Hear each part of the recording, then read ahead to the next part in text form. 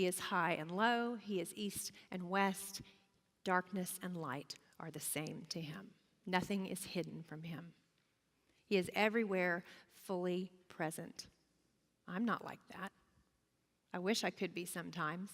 I don't want to be everywhere fully present, but there are many times where I'd like to be in 2 places at once, or 3, depending on where all of my 4 children are at any given time. Sometimes I want to be at 4 places at one time.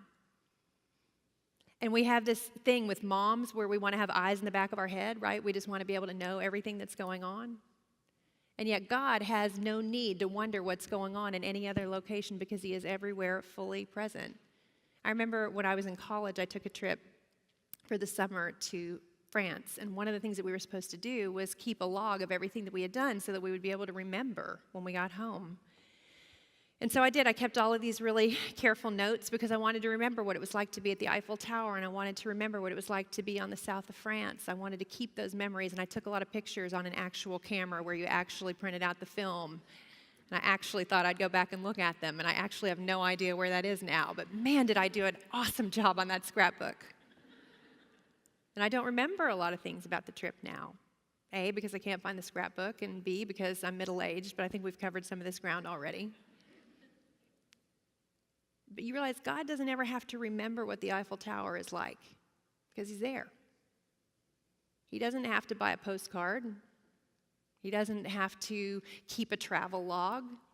He's at the Eiffel Tower, and he's here, and he's in China, and he is everywhere fully present. And even then, if you want your head to explode a little bit more, he's everywhere fully present in the past and in the future.